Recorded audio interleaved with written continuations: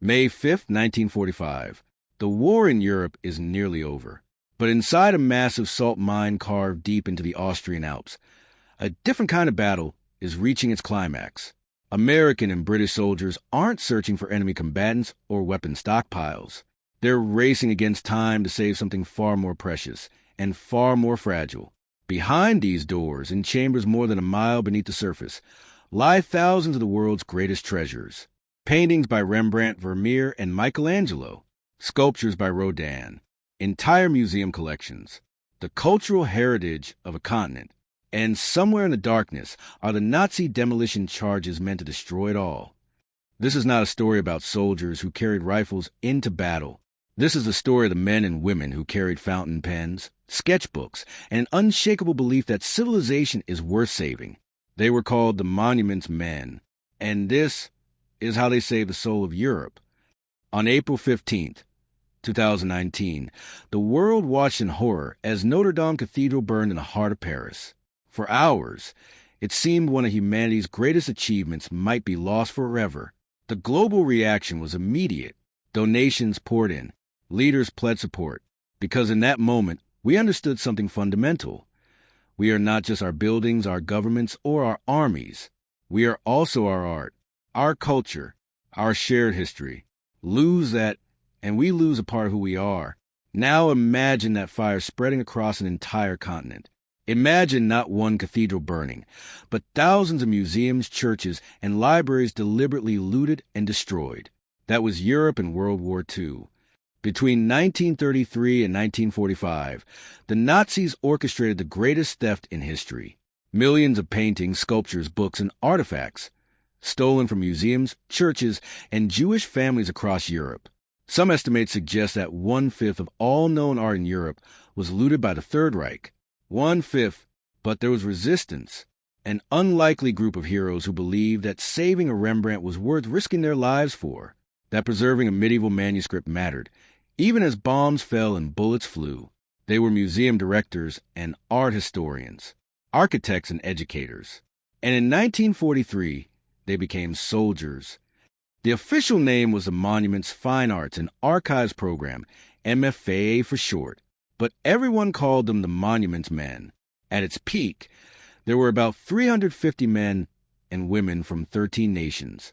But the core team, the ones who raced into combat zones and risked everything, numbered less than 60. They were middle-aged mostly, too old for frontline combat. But they had skills the Army desperately needed. George Stout, a conservator from Harvard's Fogg Museum, who became the field commander and architect of the entire operation. James Rorimer, the ambitious young curator from the Metropolitan Museum of Art, who would later become its director. Rose Valland, a French museum worker who quietly documented every Nazi theft from his Jeu de Paume in Paris, risking execution if discovered. Walker Hancock, a gentle sculptor who found himself tracking stolen masterpieces through war-torn Germany. Harry Ettlinger, a German Jewish refugee who returned to his homeland, wearing an American uniform, searching for the culture the Nazis tried to erase. And many more, scholars, architects, artists, all of them united by one belief: that art and culture are worth fighting for, that they define us as humans, and that if we let the Nazis destroy Europe's heritage, Hitler wins, even if we defeat him militarily. As President Eisenhower himself said, "We are trying to make a world in which such things as art can exist, but first they had to survive the war." The Monuments Men faced an impossible task. They had to follow the front lines of combat, sometimes within hours of liberation, to assess damage and prevent further destruction. They had to convince commanders that a medieval church mattered more than military expediency, that shelling the Ponte Vecchio in Florence wasn't worth the tactical advantage. They had to track down millions of stolen artworks hidden across a continent, often with nothing more than rumors and fragments of intelligence. And they had to do it all while the war still raged, while cities burned, while soldiers died. Most of them carried no weapons. They relied on their wits, their knowledge, and the occasional protection of combat troops who didn't always understand why a painting mattered more than ammunition. 2 of them would die in the line of duty, but their mission succeeded beyond anyone's wildest dreams. By the end of the war, the monument's men and women had saved millions of artworks and cultural artifacts. They recovered entire museum collections hidden in salt mines, castles, and tunnels. They returned stolen treasures to their rightful owners, or tried to. They saved the Ghent altarpiece, the so-called most stolen painting in history. They rescued Michelangelo's Madonna of Bruges from a salt mine. They recovered Vermeer's The Astronomer and the Geographer. They saved Leonardo da Vinci's Lady with an ermine, and countless others. This is their story. A story of courage, culture, and the belief that some things are worth more than victory. Because what good is winning the war if we lose what we were fighting to protect? To understand the greatest art theft in history, you must first understand the thief. Before Adolf Hitler was a dictator, he was a failed artist. In 1907 and 1908, Hitler applied twice to the Vienna Academy of Fine Arts. Twice he was rejected. The admissions committee told him his architectural renderings showed promise, but his figure work was inadequate. That rejection festered. For the rest of his life, Hitler saw himself as an artist denied his rightful place in history. When he came to power, he would channel that obsession into something far more sinister. He would decide what art was acceptable, what was degenerate, what deserved to exist, and what should be destroyed, and he would steal on a scale never seen before. Hitler envisioned a massive museum complex in his hometown of Linz, This piece exemplifies Austria, our ideals of strength Fuhrer and Museum. brilliant selection. It would house the greatest Indeed, collection note of the art classical ever form. assembled. This A piece monument to the exemplifies our superiority ideals of of strength Aryan and brilliant culture. selection. There was just Indeed, one note the problem. classical form. Germany This didn't own piece most of the art exemplifies he our wanted, ideals of strength so he and decided to brilliant take it. selection. Indeed, Nazi note the art classical looting form. wasn't random. It was systematic, bureaucratic, and methodical. Multiple Nazi organizations competed to steal the most valuable collections. The Einsatzstab Reichsleiter Rosenberg, the ERR, focused on looting Jewish property across occupied Europe. Hermann Göring personally amassed a collection of nearly 2,000 artworks, including pieces by Vermeer, Rubens, and Kranich. Hitler's own curators scoured Europe for pieces destined for Linz. They didn't just steal, they cataloged, they photographed, they kept meticulous records, which would later prove crucial to recovery efforts. Between 1933 and 1945, an estimated 600,000 artworks were looted from across Europe. Katalogisieren In Sie die France Gemälde und alone, Skulpturen. the Jawohl, ERR Herr Offizier. confiscated Fotografieren Sie alles 100,000 für die works Akten. from Jewish Verstanden. families. Much of the stolen French art passed through the Jeu de Paume Museum in Paris. The Nazis converted it into a sorting facility. Trainloads of stolen art arrived daily. Officers tagged pieces for Hitler, Göring, or other high-ranking Nazis.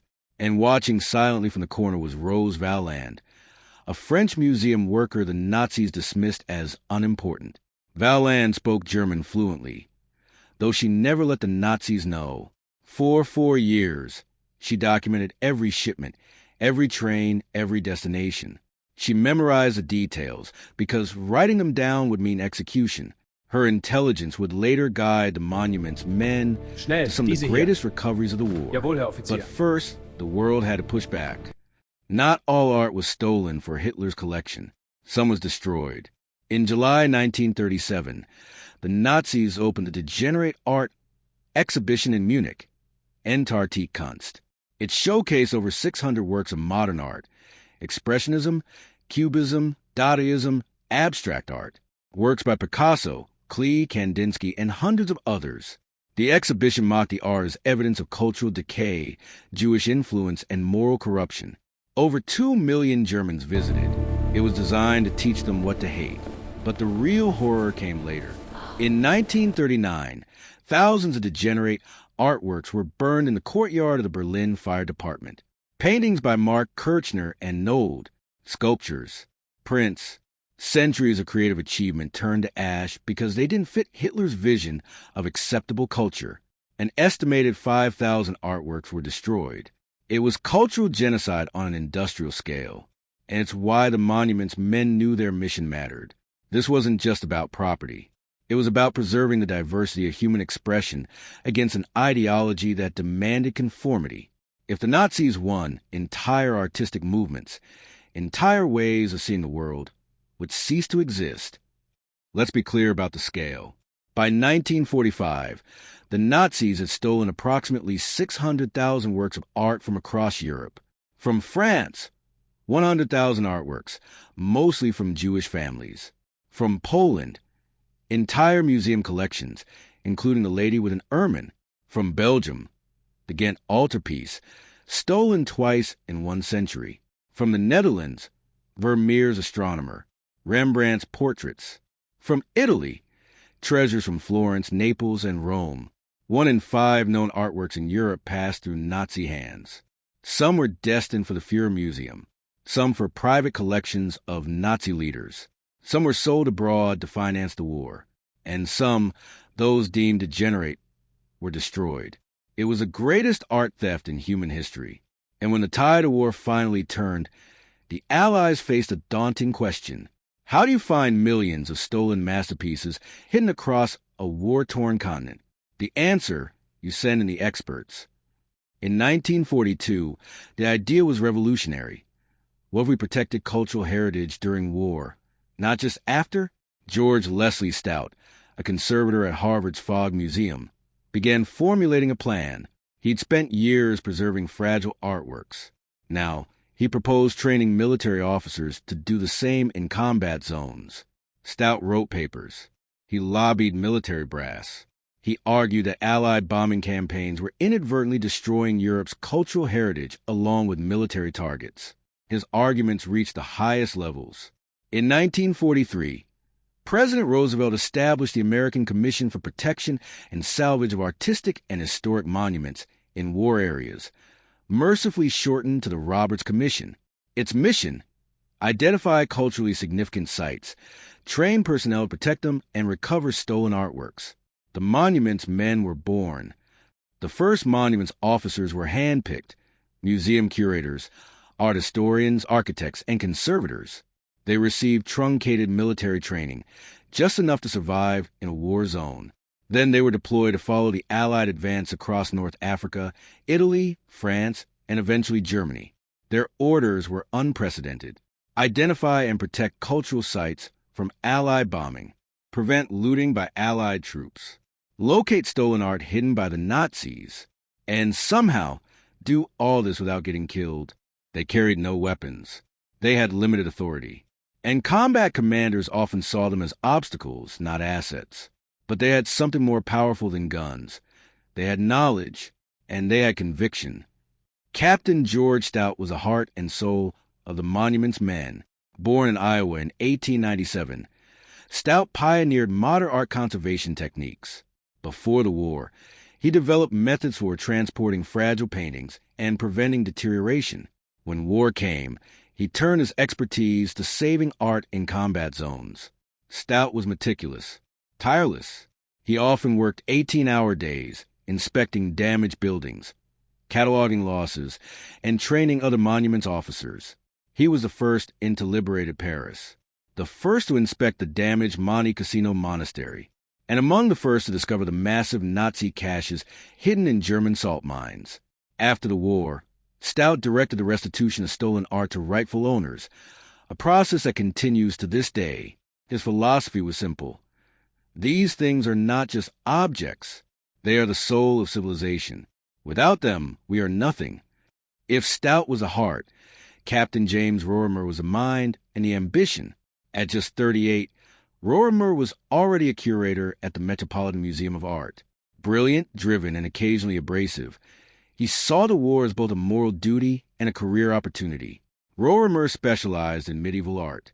When he arrived in France, he made it his mission to track down the Nazi stolen collections, especially those looted from French Jewish families. He cultivated relationships with French resistance members. He interviewed captured German officers. And crucially, he partnered with Rose Valland, the French museum worker who had documented Nazi thefts at the Jeu de Paume. Valland's intelligence led Rorimer to Nazi repositories across Germany and Austria. Together, they recovered thousands of artworks. After the war, Rorimer returned to the Met. In 1955, he became its director, a position he held until his death in 1966. But his greatest achievement was already behind him: saving the cultural heritage of France. Rose Valland wasn't a soldier.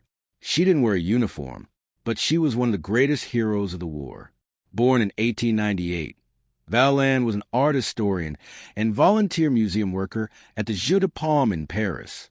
When the Nazis occupied the city in 1940, they commandeered the museum as a storage and sorting facility for stolen art. The Nazis kept Valland on staff, dismissing her as insignificant. That was their fatal mistake. Valland spoke fluent German, something she carefully concealed. For 4 years, she eavesdropped on Nazi conversations. She documented every train shipment, which artworks were loaded, where they were headed and who claimed them. She witnessed Goring personally select paintings for his collection. She saw the methodical stripping of France's cultural heritage, and she risked her life to preserve the records.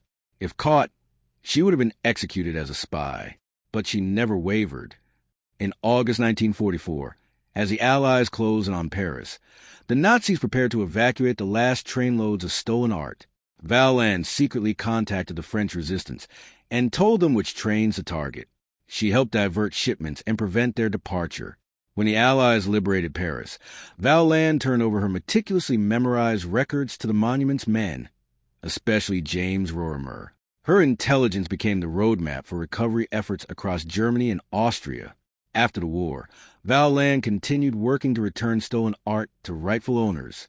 She received the Legion of Honor, the Resistance Medal, and other honors, but she remained modest, saying simply, "I did what had to be done." Without Rose Valland, thousands of artworks would have been lost forever. Stout, Rorimer, and Valland were not alone. Walker Hancock, a gentle sculptor from Massachusetts, who searched for the Madonna of Bruges and found himself moved to tears when he finally saw Michelangelo's masterpiece safe in a salt mine. Harry Ettlinger, a German Jewish refugee who escaped the Nazis as a teenager, only to return to Germany wearing an American uniform, searching for the culture his homeland tried to destroy. Lincoln Kirstein, a dance impresario and art patron who co-founded the New York City Ballet, and who helped uncover the massive Altaussee salt mine repository. Edith Standen, one of the few female monuments officers, a British tapestry expert who worked in post-war Germany to identify and restitute looted textiles. And dozens more, British, American, French, old and young, scholars who became soldiers because culture was worth fighting for. Together, they formed an unlikely army, not warriors but guardians. And as the Allies pushed into Europe, their race against time began. June 6, 1944, D-Day. While thousands of Allied soldiers stormed the beaches of Normandy, the monument's men prepared for their own invasion, a battle to save what the war threatened to destroy. In the weeks following D-Day, combat raged through northern France. Medieval churches, Renaissance chateaus, and historic towns lay directly in the path of advancing armies. Allied bombers targeted rail yards, bridges, and factories, but bombs don't discriminate. Nearby cathedrals and museums were damaged or destroyed by the shock waves. The monument's men followed the front lines, sometimes arriving hours after liberation. Their first tasks: assess damage, document losses, prevent looting by Allied troops, and advise commanders on which sites to avoid. It was dangerous work. Shells still fell. Snipers remained active. And many commanders resented these art professors telling them where they could and couldn't fight. One officer famously asked, "Are you telling me my men should die for a painting?" The monument's men's answer, "No, we're asking you to fight, so there's still a civilization worth saving when this is over." Slowly, grudgingly, commanders began to cooperate. Maps were marked with protected sites. Artillery spotters adjusted fire. Bombing raids spared historically significant areas when tactically feasible. It wasn't perfect. Losses were inevitable. But countless treasures were saved because a few middle-aged professors convinced battle-hardened generals that culture mattered. August 25, 1944. Paris is liberated. For 4 years, the City of Light endured Nazi occupation. The Louvre's treasures had been evacuated to chateaus in the countryside. The Jeu de Paume became a Nazi storage facility. Jewish families lost everything, but Paris survived relatively intact, and the monument's men arrived within days. George Stout was among the first. He inspected the Louvre, Notre Dame, and other major sites. Remarkably, most were undamaged. The Nazis, in their retreat, had planned to destroy Paris. Hitler personally ordered the city burned. But the German commander, General Dietrich von Choltitz, disobeyed. Why? Multiple theories exist. Some say von Choltitz couldn't bear to destroy such beauty. Others say he knew the war was lost and didn't want to be remembered as the man who burned Paris. Whatever the reason, Paris and its cultural heritage survived. At the Jeu de Paume, James Rorimer met Rose Valland for the first time. She handed him her documentation. For years of records, all memorized and transcribed. Train numbers, destinations, which Nazi officials took which paintings, the locations of repositories in Germany and Austria. It was a Rosetta Stone of Nazi looting, and it would guide the monument's men for the rest of the war. But Paris was only the beginning. The real treasures and the hardest work lay ahead deep inside Germany itself. Not everything could be saved. On February 15, 1944, Allied bombers destroyed the monastery at Monte Cassino, Italy. Founded in 529 AD, it was one of Europe's oldest and most important cultural sites. Allied commanders believed German troops were using it as an observation post, so they leveled it with 1,400 tons of bombs. It turned out the Germans weren't inside, until after the bombing, when the ruins provided perfect defensive positions. The battle raged for months. Monte Cassino became a symbol of the war's cultural cost. Monument's officers arrived after the fighting ended. They sifted through rubble, salvaging fragments of frescoes, manuscripts, and artifacts. But much was lost forever. In Florence, the Nazis destroyed every bridge across the Arno River except one, the Ponte Vecchio, the iconic medieval bridge. Why spare it? Again, theories vary. Hitler supposedly loved Florence and ordered the Ponte Vecchio protected. Or perhaps it was too narrow for Allied tanks to cross. Whatever the reason, the Ponte Vecchio survived. But the surrounding architecture, Renaissance buildings on both riverbanks, was demolished to block the bridge's approaches. These losses haunted the monument's men. Every destroyed church, every burned library, represented centuries of human achievement lost in seconds. And they drove the monument's men forward, because if they couldn't prevent destruction, they could at least recover what the Nazis had stolen. The hunt was on. By early 1945, the Allies crossed into Germany. Resistance stiffened. The Nazis fought desperately to defend their homeland, and the monument's men knew that somewhere in the heart of the collapsing Reich lay the greatest hordes of stolen art in history. But where? Rose Valland's records pointed to repositories in Bavaria and Austria. Captured Nazi documents revealed shipments to castles, mines, and monasteries. But Germany was a patchwork of competing Nazi organizations, each hoarding its own stolen treasures. And as Allied bombs fell and Soviet troops advanced from the east, some Nazi leaders prepared to destroy the evidence. At Altaussee, the massive salt mine in Austria, a fanatical Nazi official named August Eigruber planted demolition charges among the treasures. If Germany fell, he intended to bury the art along with the Reich. Time was running out. The monument's men raced against collapsing armies, desperate Nazis, and their own exhaustion. But nothing, not bombs, not bullets, not bureaucracy, would stop them now. Tracking down Nazi art caches required detective work on an epic scale. The monument's men had three main sources of intelligence. Rose Valland's records from the Jeu de Paume, which detailed train shipments from France into Germany. Captured Nazi documents, inventory lists, shipping manifests, correspondence between Nazi officials, and interrogations of captured German officers, curators, and museum staff, many of whom were horrified by the looting and willing to cooperate. The clues pointed to a pattern. The Nazis had hidden treasures in remote, defensible locations, castles, monasteries, and most ingeniously, salt mines. Why salt mines? Salt mines are naturally dry, temperature stable, and deep underground, perfect conditions for preserving delicate artworks. They're also easily defensible and far from bombing targets. The Nazis converted several mines into art repositories. Altaussee, Austria, the largest and most significant, over 6,500 paintings, including the Ghent altarpiece and Vermeer's The Astronomer. Merkers, Germany, discovered by accident, containing not just art, but also Nazi gold reserves. Siegen, Germany, held treasures from the Kaiser Friedrich Museum in Berlin, and dozens of other locations, from Bavarian castles to abandoned tunnels. Each discovery led to more clues. Each repository revealed another piece of the puzzle, and the monument's men followed every lead. April 7, 1945.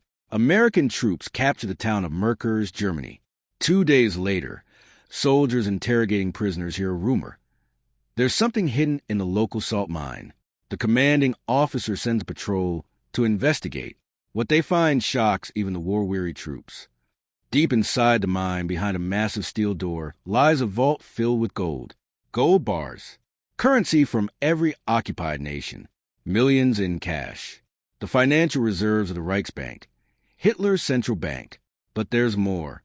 In adjacent chambers, paintings, sculptures, and artifacts. Treasures from Berlin state museums. Evacuated to avoid Allied bombing. The discovery makes international headlines. General Eisenhower himself visits the mine to see the hoard. But for the monument's men, Merkers is just a beginning. It proves their hypothesis. The Nazis had treasures underground. Now, they just have to find the rest. May 1945. The war in Europe is nearly over. But the race to secure art caches intensifies. In Bavaria, the monument's men descend on Neuschwanstein Castle, the fantasy palace built by Mad King Ludwig II in the 19th century. It looks like something from a fairy tale, and inside, it holds a treasure beyond imagination. The Nazis used Neuschwanstein as a repository for Hermann Göring's personal collection and for art looted from France. Room after room filled with paintings, Rothschild's collections, masterpieces by Vermeer, Rembrandt, and other Dutch masters, furniture, tapestries, sculptures, entire households stolen from Jewish families. It takes weeks to catalog and evacuate the contents. James Rorimer is among the officers at Neuschwanstein. He recognizes pieces looted from families he'd interviewed in France, families who believed their treasures were lost forever. It's a bittersweet moment. Yes, they've found the art, but many of the original owners are dead, murdered in concentration camps.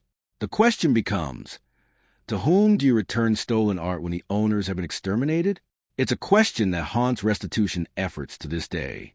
The monument's men mission was dangerous, and not everyone survived.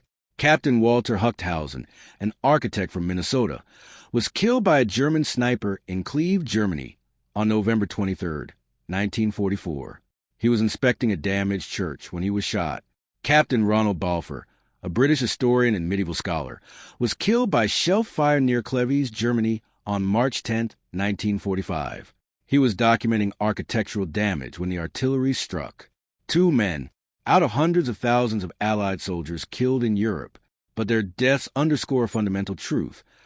Culture has a cost. Balfour and Huchthausen believed that preserving Europe's heritage was worth risking their lives, that a cathedral mattered, that a painting was more than just canvas and paint.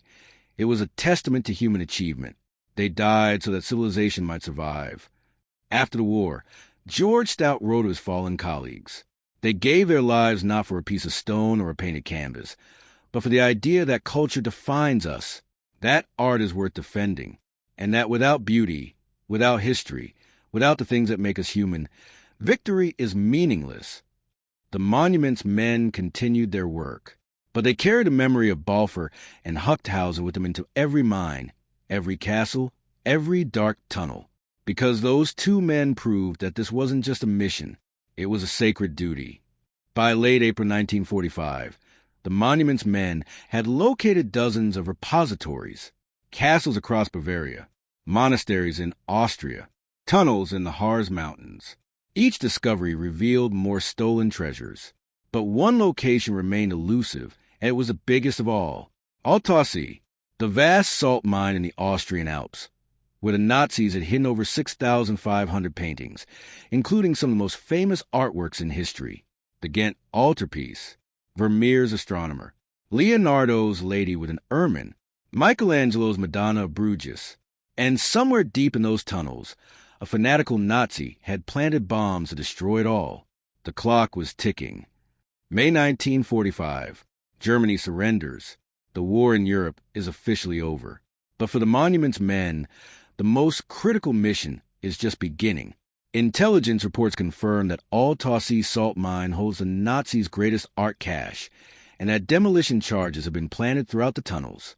A team of Monuments men, led by George Stout and including Robert Posey and Lincoln Kirstein, races toward Al-Tawsi. But there's a problem. The mine lies in the American-designated zone of Austria, but Soviet troops are closer.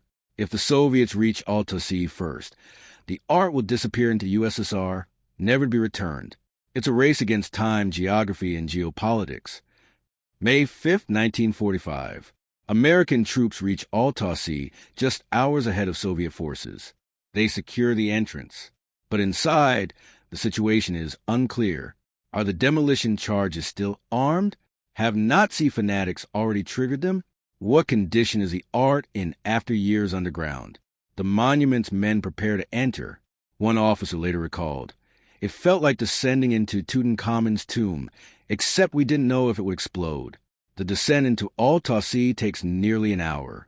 The mine extends over a mile into mountain, with tunnels branching in every direction. As the Monuments men move deeper, they begin to see the crates. Hundreds of them, thousands, each one marked with Nazi inventory codes, each one containing stolen masterpieces. And then they reach the main chambers. Room after room filled with art, paintings stacked vertically in wooden racks, sculptures covered in protective cloth, entire museum collections, cataloged and stored with German precision. The Monuments men begin to inventory the treasures. The Ghent altarpiece, the multi-panel masterpiece by Jan van Eyck, stolen from Belgium, known as the most stolen painting in history, having been coveted by everyone from Napoleon to Hitler. Vermeer's The Astronomer, one of only 34 known Vermeer paintings. Michelangelo's Madonna of Bruges, a marble sculpture, one of the few Michelangelo works to leave Italy during his lifetime. Leonardo da Vinci's Lady with an Ermine, looted from Poland. Rembrandt's self-portraits. Rubens's masterworks. Durer's altarpieces. Over 6,500 paintings. Sculptures. Tapestries. Medieval manuscripts. It is the greatest treasure hoard in history. George Stout later wrote, "I stood in that chamber and felt the weight of history. Every painting represented not just artistic genius, but the lives of the people who had owned them, cherished them, and in many cases, died trying to protect them. We weren't just recovering objects. We were recovering souls." But the mission wasn't over. They still had to get the art out safely. And they still had to deal with the bombs. As the Monuments men catalog the art, engineers search for the demolition charges. They find them in a side tunnel. 8 massive bombs, 500 kilograms each, enough to collapse the entire mine and bury the treasures forever. But the bombs haven't been detonated. Why? The answer comes from interviews with Austrian miners who worked at Al-Tawsi. They tell an extraordinary story. In late April, August Eigruber, the fanatical Nazi Gauleiter, regional leader, ordered the bombs planted. His orders were explicit. If Allied forces approached, destroy the mine and its contents. Hitler's legacy must not fall into enemy hands. But the miners refused. They'd spent years guarding the treasures. They knew what was at stake. So they sabotaged the demolition plan. They told Eigruber the bombs were planted. But instead of connecting them to detonators, they deactivated them. Then they concealed the entrance to the bomb tunnel with debris, making it appear collapsed. When Eigruber demanded proof of detonation, the miners claimed explosives had been compromised by moisture and couldn't be rearmed. It was a lie, a bluff, and it saved the greatest art collection in history. The Austrian miners were later honored for their bravery. Without their intervention, the Ghent altarpiece, the Vermeer, the Michelangelo, all of it would have been obliterated. It's a reminder that heroism in war doesn't always wear a uniform or carry a gun. Sometimes it's the quiet defiance of ordinary people who refuse to let beauty die. Evacuating Al-Tawsi takes weeks. Over 6,500 paintings, sculptures, artifacts. Each one must be inspected, photographed, cataloged, and carefully transported to the surface. The Monuments men work around the clock. George Stout personally oversees the operation, checking every crate, ensuring nothing is damaged. The treasures are loaded onto trucks and transported to the collecting point in Munich, a central facility where stolen art is cataloged and prepared for restitution. It's exhausting, meticulous work, but every painting saved is a victory. Every masterpiece returned is a repudiation of Nazi ideology, because Hitler wanted to erase history and rewrite culture according to his twisted vision. The monument's men made sure that didn't happen. They saved the past, and in doing so, they saved the future. Of all the treasures recovered from Alta Sea, none was more significant than the Ghent altarpiece. Completed in 1432 by brothers Hubert and Jan van Eyck, the altarpiece consists of 12 panels depicting biblical scenes. It's considered one of the most important artworks in Western history, a masterpiece of early Netherlandish painting. But its history is one of constant theft. Napoleon stole it in 1794. It was returned after his defeat. In World War I, the Germans seized it. The Treaty of Versailles forced them to return it. In 1934, 2 panels were stolen. One was ransomed back. The other, the Just Judges panel, has never been recovered. And in 1942, the Nazis stole again. Hitler personally coveted the Ghent altarpiece. He intended it as the centerpiece of his Führer Museum in Linz. For 3 years, it remained hidden in Alta Sea, 1 mile beneath the Austrian Alps. And now, in May 1945, the monument's men stood before it intact. It felt like a miracle, Lincoln Kirstein later wrote. We'd saved more than a painting. We'd saved a symbol, proof that culture endures, even when tyrants try to destroy it. Another extraordinary find, Michelangelo's Madonna of Bruges, carved from white Carrara marble between 1501 and 1504. The Madonna is one of only 4 Michelangelo sculptures to leave Italy during his lifetime. It had resided in the Church of Our Lady in Bruges, Belgium, for over 400 years. In 1944, the Nazis stole it. They intended to display it in the Führer Museum. Instead, they hid it in Alta Sea as Allied bombs fell. Walker Hancock, the monument's officer and sculptor, was part of the team that found it. He later described the moment. I'd studied Michelangelo my entire life. I knew every curve, every detail of his work. But I never thought I'd see the Madonna like this, rescued from the darkness, safe in our hands.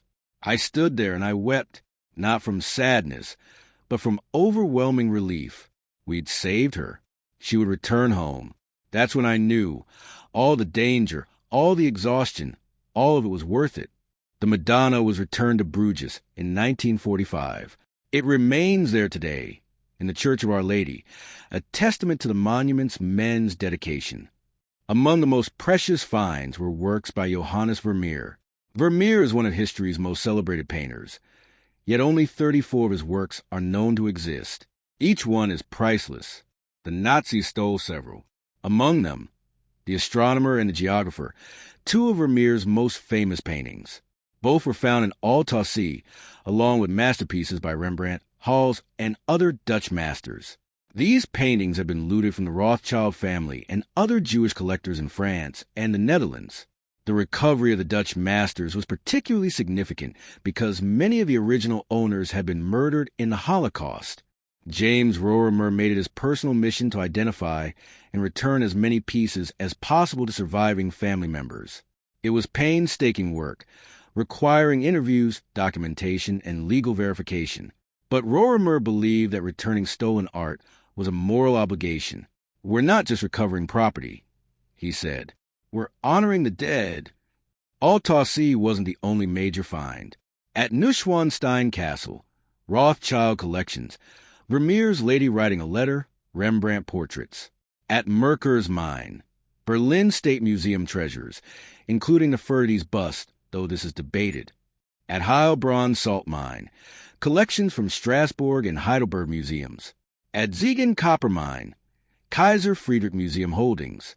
In total, the monument's men and their Allied counterparts recovered over 5 million cultural objects, including thousands of paintings, including masterpieces by Leonardo, Michelangelo, Rembrandt, Vermeer, Dürer, and countless others. Sculptures, including works by Rodin and Donatello. Medieval manuscripts and rare books. Church treasures, reliquaries, altarpieces, and sacred objects. Jewish religious artifacts looted from synagogues, entire library collections.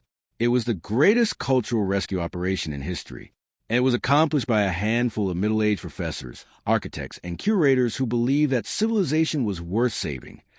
The war ended in May 1945, but for the monument's men, the work had just begun. Recovering stolen art was one thing. Returning it to the rightful owners was exponentially more difficult. The Allies established central collecting points across Germany and Austria. Massive warehouses where recovered art was brought for cataloging and restitution. The largest was in Munich. At its peak, it held over 10,000 artworks. Every piece had to be photographed, documented, and researched. Who owned it? Where was it stolen from? Are the owners still alive? Do they have heirs? It was detective work on a monumental scale. For many pieces, the provenance was clear. Museum stamps, catalog numbers, and Nazi documentation revealed where they'd been stolen from. But for others, especially pieces looted from Jewish families, the trail was murky. Entire families had been exterminated, records destroyed. No heirs could be found. What do you do with an orphan masterpiece? The monument's men faced heartbreaking moral dilemmas. Should artworks be returned to the countries they were stolen from, even if those countries were now under Soviet control? Should pieces looted from murdered Jewish families be given to distant relatives, or to the new state of Israel as representatives of the Jewish people? What about artwork stolen from museums that no longer existed, in cities destroyed by the war? George Stout and James Rorimer grappled with these questions daily. They established principles. First, artwork should be returned to their country of origin whenever possible. Second, families of Holocaust victims should be prioritized, even if documentation was incomplete. Third, when ownership couldn't be determined, pieces should go to museums or institutions committed to public access. These principles guided restitution efforts, but they couldn't solve every case. Over the next decade, millions of objects were returned. To France, over 60,000 artworks, including treasures looted from the Louvre and Rothschild collections. To Belgium, the Ghent altarpiece, returned in triumph in 1945. To Poland, the Lady with an Ermine and other national treasures. To the Netherlands, Rembrandt and Vermeer masterpieces. To Italy, art looted from Florence, Rome, and Naples. But the process was agonizingly slow. Some cases took years, others decades, and some remain unresolved to this day. Even today, 80 years later, the mission of the monument's men continues. Thousands of artworks stolen by the Nazis remain missing, hidden in private collections, lost in the chaos of war, or deliberately concealed by those who profited from theft. Organizations like the Monument's Men Foundation and the Commission for Looted Art in Europe continue the search, and every year new discoveries are made. A painting surfaces in an auction. A family realizes their heirloom was stolen. A museum voluntarily returns a piece after provenance. Research reveals its dark history. In 2023, a stolen Monet was returned to the heirs of its original owner, 78 years after it was looted. In 2024, a Rembrandt drawing was restituted to descendants of a Holocaust victim. The work goes on. The monument's men prove that culture is worth fighting for. That art isn't just decoration. It's memory. It's identity. It's proof that we were here, that we created, that we aspire to something beyond survival. And they prove that even in the darkest times, humanity can choose to preserve rather than destroy. Their legacy isn't just the millions of artworks they saved. It's the principle they established that protecting cultural heritage is a moral obligation. Because what good is winning a war if we lose what makes us human? The monument's men's work didn't just save art. It changed international law. In 1954, inspired directly by the monument's men experience, the international community adopted the Hague Convention for Protection of Cultural Property in the event of armed conflict. For the first time in history, protecting cultural heritage during war became a legal obligation, not just a moral choice. The convention established rules. Armies must avoid targeting cultural sites unless absolutely necessary. Occupying forces must protect museums, libraries, and monuments. Looting cultural property is a war crime. Nations must cooperate to recover and return stolen artifacts. The Hague Convention was ratified by over 130 countries. It remains a foundation of cultural protection in armed conflicts today. Today, organizations like UNESCO and Blue Shield International carry on the monument's men legacy. When ISIS destroyed ancient sites in Syria and Iraq, cultural heritage experts, modern monuments men, risked their lives to document and preserve what they could. When the Notre Dame Cathedral burned in 2019, conservators mobilized immediately to save artifacts and plan reconstruction. When Russia invaded Ukraine in 2022, international teams worked to protect museums and evacuate cultural treasures from war zones. The spirit of the monuments men lives on in everyone who believes that culture is worth defending. What happened to the monuments men after the war? George Stout directed the conservation department at the Worcester Art Museum, then became director of the Isabella Stewart Gardner Museum in Boston. He continued his pioneering conservation work until his death in 1978.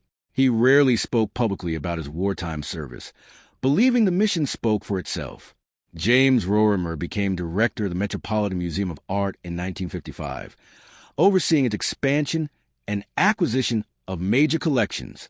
He died in 1966, regarded as one of the greatest museum directors in American history. Rose Valland continued working to recover and restitute looted art until her retirement in 1968. She received the French Legion of Honor and the Resistance Medal. She published her wartime memoir, Le Front de l'Art, in 1961. She died in 1980, having dedicated her life to justice.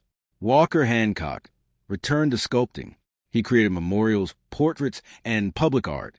He lived until 1998, always crediting his time as a monuments man as the most important work of his life. Harry Ettlinger became an engineer in New Jersey. He spent decades speaking about his experiences, ensuring that the monuments men's story wasn't forgotten. He died in 2018 at age 92, and many others. They resumed their careers, raised families, lived quietly, but they carried with them the knowledge that they had saved civilization. The story of the monuments men is more than history. It's a reminder.